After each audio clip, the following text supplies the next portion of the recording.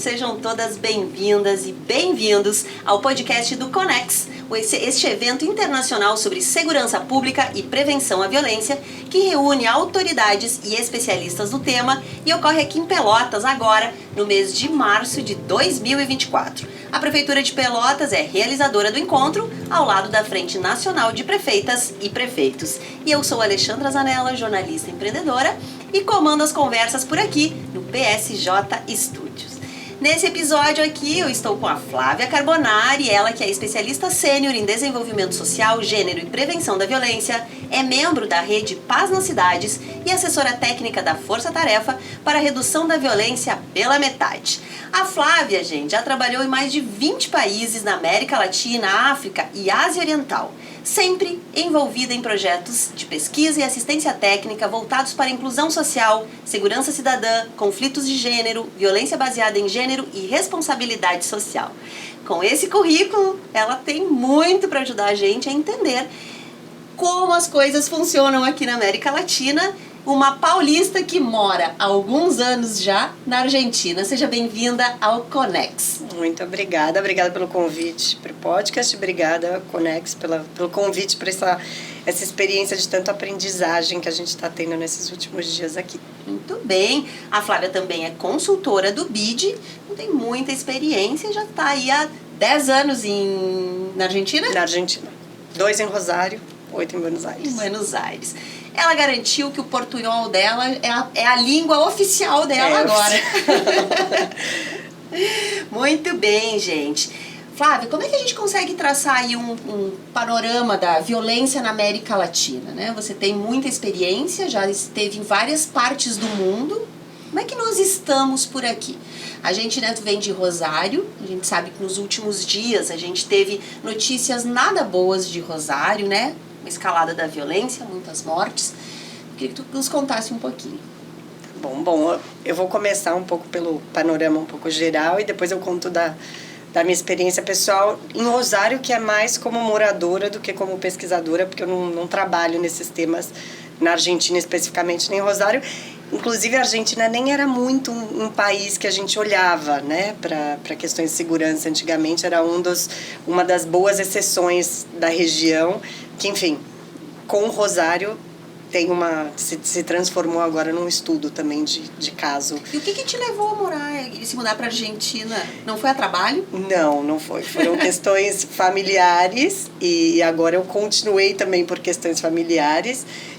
Minha família meu marido é rosarino, meu filho é rosarino, então agora eu estou em Rosário por isso, né? Muito bem. Mas, enfim, uma perspectiva rápida da região, né, nessa questão de violência, a América Latina, infelizmente, com os dados que a gente tem disponíveis, né, no mundo, olhando taxas de homicídio, é considerada a região mais violenta do mundo, né, isso já há mais de uma década. Nós temos 8% da população mundial e 27% dos homicídios. 40 das 50 cidades mais violentas do mundo estão na região. Essa conta não fecha, né? Não fecha, isso é algo que vem constante nos últimos anos. Até em períodos que a gente teve avanços importantes de crescimento econômico, redução de pobreza, a violência continuou aumentando, né? Com muita variação também a nível nacional e subnacional. Então é importante a gente também ressaltar isso, né? Que você tem dentro da nossa região, que é bastante heterogênea, você tem países como Honduras com taxas de homicídio 10 vezes maiores que a Bolívia, né? Então você tem muita variação e dentro dos próprios países você também tem a concentração da criminalidade violenta em lugares específicos, em cidades específicas, e no nível da cidade você também tem essa concentração em bairros e até em segmentos de rua. Isso não é uma característica específica do crime na América Latina, isso é uma característica geral que a gente observa no mundo, né? Essa concentração geográfica e também uma concentração em grupos específicos, por exemplo, como jovens do sexo masculino e grupos mais vulneráveis ainda, como jovens negros, no caso do Brasil, que são a grande maioria das vítimas de homicídios, né? Então, a gente tem esse contexto muito preocupante na América Latina, também lideramos rankings de feminicídio, altas taxas de violência sexual e física contra as mulheres, que já é um crime que é muito subnotificado, né? Então, Nossas altas taxas são ainda maiores, a gente E é um sabe. problema a falta de notificação, né? Completamente. Né, esse não ter os dados, a qualidade dos dados também impede que a gente desenhe políticas públicas adequadas, né, em resposta a isso. Mas as razões para a gente ter essa má fama, né, são várias. Então, a gente tem ainda altos índices de desigualdade, exclusão, falta de oportunidades para os jovens, uma forte presença do tráfico e do crime organizado, grande disponibilidade de armas, estados, instituições fracas ainda, né, uma sensação de impunidade grande, e também normas sociais que a gente tem que, de certa maneira, aceitam, né, a violência como forma de resolução de conflito. Então, esse é um pouco o panorama geral no qual a Argentina está inserido também, né, e Rosário é a cidade hoje mais violenta da Argentina, infelizmente. É ruim isso, né, Flávia? Eu imagino que para eu fico imaginando que para ti, que há tantos anos se debruça em cima desse tema, que estuda, ajuda a desenhar políticas públicas em busca... Deve ouvir muita gente, muitas histórias, né? Às vezes tem a sensação que está meio enxugando gelo. Sim. Inclusive, eu acho que eventos como o Conex são tão importantes justamente por dar esse espaço para a troca de experiências, né? Não só do que funcionou, como também do que não funcionou, que foi falado muito, os colombianos, como o general Naranjo falou ontem. Maravilhoso. Assim, maravilhoso, com uma humildade que nossos irmãos não têm na Argentina, e eu posso falar com propriedade. Que ele também esteve aqui no nosso podcast, então se você quer conferir essa conversa, dá para indicar, né, Flávia? Por favor, ele é uma referência mundial, né? Acho que vocês devem ter falado, ele foi eleito o melhor policial do mundo na sua época. Ele realmente é uma voz de esperança, né, nessa área. Mas, enfim, eu acho que é um campo muito difícil, e eu acho que a importância da gente ter esses espaços é justamente para escutar o que a gente sabe que já funcionou, o que deu errado, ter gente que vem com propriedade, que estuda esses temas, trazer evidência científica. E muito do que agora eu não estou nem fazendo propaganda, tá? Porque antes de ser convidada para vir para o Conex, eu tinha estudado muito o caso de Pelotas. Olha, sem nunca ter vindo para cá. Tua primeira vez? Primeira vez. Comeu os doces? Ainda não. Você não pode ir embora. Eu sou celíaca, então eu tenho muita limitação. Mas eu tô levando para casa. Mas eu tinha escutado muito falar do Pacto pela Paz de Pelotas, porque é um bom exemplo, uma dessas boas práticas, que tem muitas cidades na região, né, da América Latina tentando aprender, né, pelos resultados que foram vistos, e por ser um caso que justamente pegou experiências baseadas na evidência científica. Isso é um ponto importante, né? A gente viveu muitos anos sem base científica, sem dados, né? Muito de políticas mais do governo, do partido político, da ideologia que estava no governo naquele momento. Quando troca o processo também. Exatamente. Não pode ser assim, né, Flávia? Não, e aí eu acho que entra muito da sua pergunta original, de enxugar o gelo, né? Quando você tem isso, de políticas do governo do momento, né? Que não viram políticas de Estado que vão se manter, que é o caso da Colômbia, o caso de êxito de Medellín, por exemplo, eles tiveram uma continuidade apesar da troca.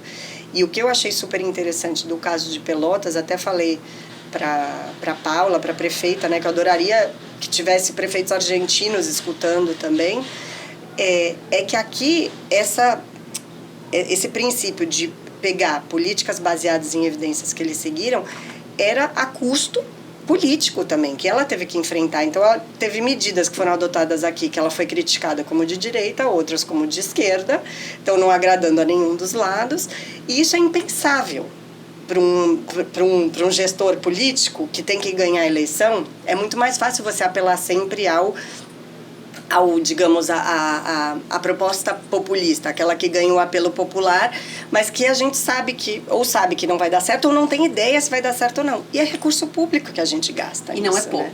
Não é pouco. Então, enfim, eu acho que para não enxugar mais gelo, cada vez mais a gente precisa desses espaços, mais investimento em evidência científica, escutar um do outro, aprender um do outro. Eu aprendi um montão aqui. Estou aprendendo muito também. Né? com os nossos colegas colombianos que eu já conhecia, mas também com muitos casos brasileiros. Gente, uma coisa que eu queria falar também, que brasileiro tem mania de achar que qualquer coisa que vem do exterior é melhor. E tem tanta coisa bacana, tem tanta inovação que sai daqui, mas assim, muito. A gente tem que ter esses encontros, né? Eu acho muito legal que a FNP também quis patrocinar isso, porque tem muita experiência aqui dentro, já aplicada no nosso contexto, com os nossos marcos legais, que você pode trocar, né, entre um município e outro, que estão dando resultado. Então. E que podem ser ações mais efetivas, mais eficientes e inclusive mais baratas, porque elas já foram testadas, né, Flávia? Exatamente. Isso é importante. E, bom, tu estuda muito também, né, a questão de gênero, né, das mulheres. E a gente sabe que o Brasil, a gente tem 1/3 das mulheres que são mães solos, que cuidam da base familiar, que são quem sustentam, e também a gente sabe que elas estão, em sua grande maioria, periféricas, sem acessos, e, em sua grande maioria também, mulheres negras. Então, a gente também precisa ter políticas específicas para esses grupos.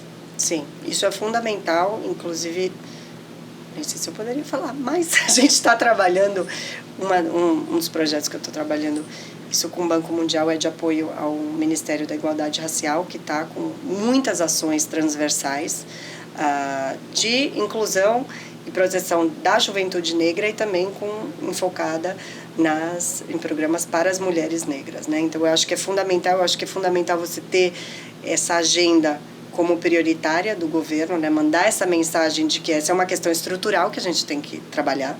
Né? O racismo no Brasil é uma questão estrutural, então ela passa por todas as áreas, desde segurança, quando você vê que 75% das vítimas de homicídio são negras, né? Até quando você olha evasão escolar, quando você olha indicadores de pobreza, né? Você tem essa marca que é um reflexo do nosso racismo estrutural também, né? Então essa transversalidade, né, de raça, de gênero, ela é fundamental em qualquer política pública de inclusão que a gente tenha no Brasil. Isso está muito ligado também à questão da violência. Da violência. Conversávamos também aqui com outros participantes para a gente falar que às vezes a gente acha que é uma disciplina solta, né, a violência, a segurança pública, quando na verdade é transversal em tudo. Uma boa educação, ter o mínimo de qualidade de vida, ter comida na mesa. Sim. Né? Porque nós vivemos aí, até recentemente, com 1/3 de novo da população brasileira em insegurança alimentar. Isso é um número arrasador num país que produz muita comida, um país desse tamanho, com tantas características. Né? Então a gente também precisa entender, as políticas públicas ir por esse caminho. Sim, com certeza. E eu acho que uma mensagem que a gente tem escutado em várias palestras aqui, e para mim um prazer ver isso, né, esse entendimento consolidado, pelo menos no âmbito que a gente está, da segurança pública como algo que vai muito além de uma questão de polícia, né, como a gente costumava ver antes. Então, e daí também vem muito o papel do município, né, todas as possibilidades que o município tem. Então, é uma questão que envolve saúde, que envolve educação, que envolve assistência social, enfim, todos os atores da sociedade, a comunidade tem que estar presente no desenho, na implementação de políticas. O caso de Medellín traz muito isso, né? A participação comunitária, o empoderamento, a apropriação da comunidade pelas intervenções, o que também contribui para durabilidade, né, dessas ações. Muda governo, a comunidade está lá com as ações, né? Para os jovens, para as mulheres que foram implementadas nessas áreas. Então, tudo isso é fundamental. E é um alívio ver que você cada vez mais tem prefeitas, prefeitos e, enfim, e outros gestores e técnicos com essa ideia consolidada de segurança cidadã, né? De uma segurança como um direito à cidade, como qualquer outro. Enfim, e que são muitos atores, o que também mostra que o trabalho é muito mais difícil, né?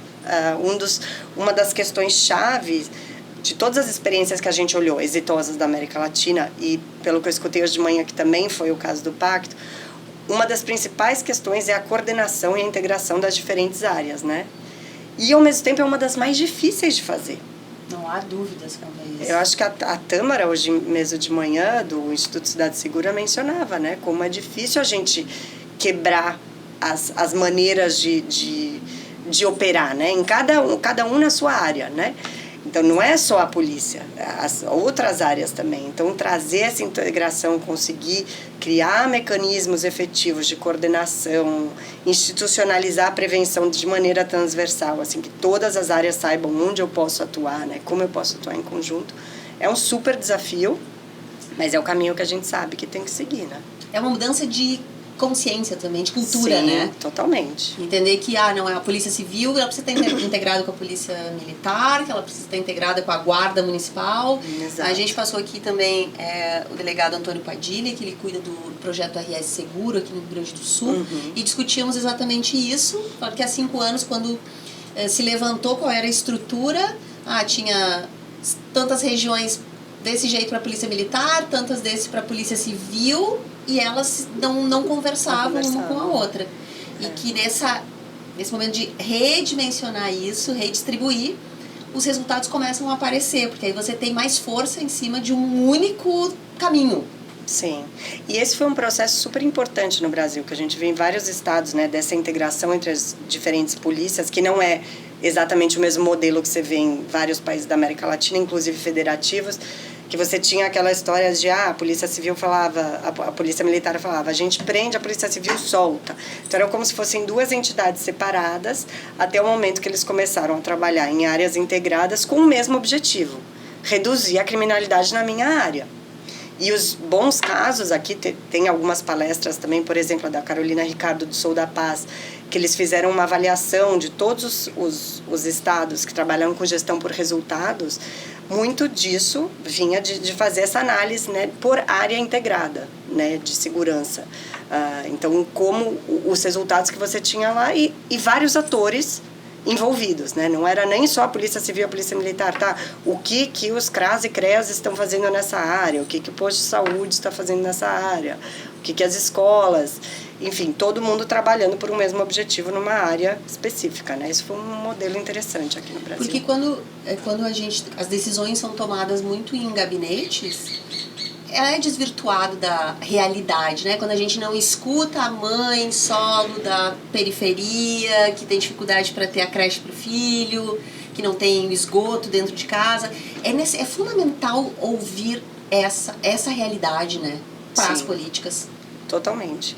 E, de novo, vou trazer de novo só porque a gente escutou hoje, eu sei que o Santiago vai estar aqui amanhã, mas também foi uma peça-chave de Medellín e no estudo que eu apresentei hoje de manhã, que a gente olhou 10 casos da América Latina, essa questão da participação cidadã, do engajamento do cidadão, foi fundamental em todas elas também, né?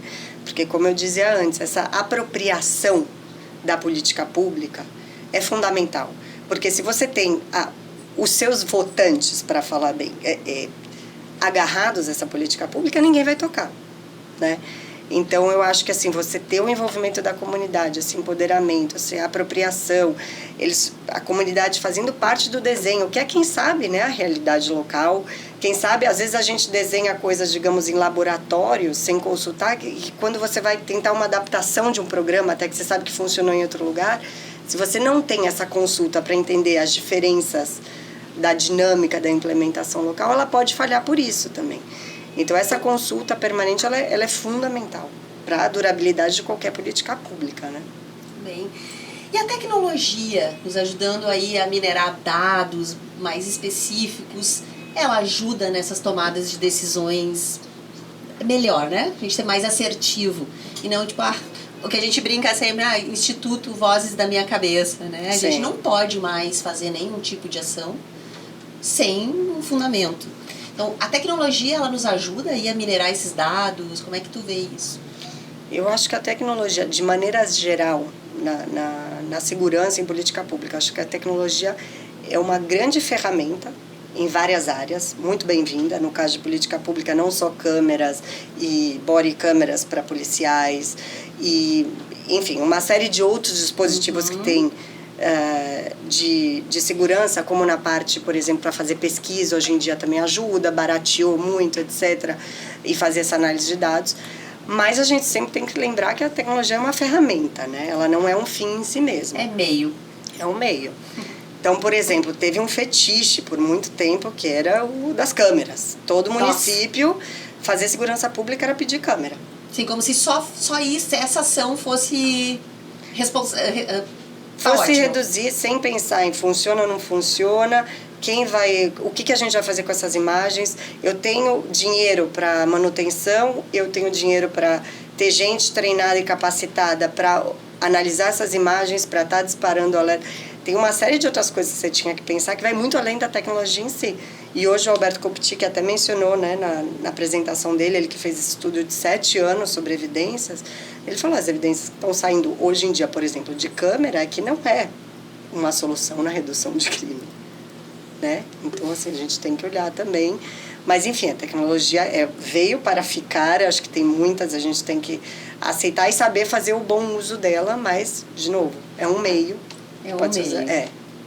E a gente sempre, né, a gente fala sobre tecnologia como se a tecnologia só agora, que é digital, é que é tecnologia. E, na verdade, desde sempre temos tecnologias, né? Quando o agricultor ainda faz a sua plantação da maneira como seus avós faziam, isso também é tecnologia, né? Com certeza. E é muito importante a gente ter claro isso para a gente acertar a mão, ainda mais quando a gente está tratando sobre algo tão importante como é violência, segurança pública, que atinge absolutamente todo mundo. Sim. Flávia, tu é jornalista, né? De formação também. Morro de saudade. Já te mando uns frilas. Tá. O que te levou a ser uma super estudiosa, né? Eu vi aqui que tu tem muitos cursos, muitas formações, tu estuda mesmo. O que te levou a ir para essa área da segurança pública? Olha, eu te confesso que não foi algo que eu tinha pensado. Quando eu fiz meu trabalho final de TCC, chamava, né? De jornalismo. Eu acho que é TCC ainda. Era TCC. Os jovens. Não vou nem falar que ano que foi. Não, a gente pode pular isso. A gente vai pular essa parte. Eu fiz num presídio feminino com outras 4 colegas da faculdade. A gente passou um ano visitando o que era considerado o Carandiru feminino em São Paulo. E eu lembro que eu me apaixonei muito pela temática, assim, né? De políticas de reinserção. Enfim, nessa época eu acho que eu nem tinha a linguagem. Enfim, nossa abordagem foi muito mais jornalística do que pensando em prevenção, etc. Mas já ficou aquela pulguinha atrás da orelha, né? E depois eu fui fazer mestrado fora. E quando comecei a trabalhar com desenvolvimento internacional, que eu comecei a trabalhar em vários temas, né? Como jornalista a gente sempre tem aquele leque que é ser generalista, tudo interessa, tudo é fascinante. E aí eu trabalhava vários temas e aí eu comecei a trabalhar em um projeto de prevenção de violência. Nesse momento eu estava trabalhando no Banco Mundial, eram projetos mais na América Central. E aí foi o primeiro tema de pesquisa assim, que eu me apaixonei, que eu pegava e falava, quero ler sobre isso à noite em casa. E tinha muito a ver com o que você falou, né? De ser algo que é tão ligado à nossa vida diária. Quando eu comecei a estudar causas, fatores, etc., tinham coisas familiares que também vinham, né? Entender vários processos, assim, pensar a segurança, esse clique do pensar a segurança como algo muito mais amplo foi o que me levou para aí. Porque eu estava antes numa área muito mais só social, e aí quando eu entendi que essa problemática que atinge todo mundo, que afeta absolutamente todos os seus direitos, todos os aspectos, né, da vida humana, do direito à cidade, eu me apaixonei pelo tema. E aí comecei a trabalhar mais nisso, no banco, e aí fui estudar mais. Enfim, hoje na Argentina também dou aula sobre isso, em algumas universidades. E não fui para Rosário por causa disso, porque quando eu cheguei em Rosário, todo mundo falava, você foi para Rosário trabalhar com segurança, porque era a cidade da Argentina, que é digamos, não sei como é que fala, o outlier ali, que é a cidade centro. Da violência. Então as pessoas achavam que eu tinha ido por causa disso, mas não. Foi um amor. Foi o contrário. É uma história bonita, então. É uma história bonita. Mas tu tá lá fazendo seu trabalho, então, muito bem. Flávia, queria te agradecer demais pelo teu tempo, ter vindo aqui. Eu sei que tu tá correndo aí para pegar um voo, para voltar, né, e cumprir suas coisas, voltar para Rosário também. Sim. Então, eu queria muito te agradecer. É importante ouvir pessoas com experiências como tu tem, que conhecem muito, para a gente continuar, pós esses 3 dias de Conex, discutindo esse tema. Ele não pode acabar, Sim. diminuir, né? Então, a ideia aqui do nosso podcast é que a gente continue nas redes, nos sites, conversando, ouvindo vocês. Quem não pôde estar aqui, muita gente não pôde vir, mas que tenha esse contato, que conheça a Flávia, que entenda como pode se conectar ao seu município, ao seu estado, e a gente continue deixando esse tema na superfície, porque ele é fundamental. Muito obrigada e parabéns pela iniciativa. Acho ótimo que vocês estão fazendo isso. Realmente que não deixe ficar por aqui, né? Exatamente. Obrigada. Lembrando, gente, que nesses 3 dias de programação aqui do Conex são realizadas simultaneamente conferências internacionais, debates, encontros, oficinas e mostras de boas práticas em prédios turísticos do Centro Histórico Pelotense. Entre eles, o Teatro Guarani, o Museu do Doce, a sede do Senac, o Mercado Público, o Centro de Integração do Mercosul e o Clube Caixeral. Gostou da cidade? Amei. Adorei. Vou voltar. Fazer turismo também.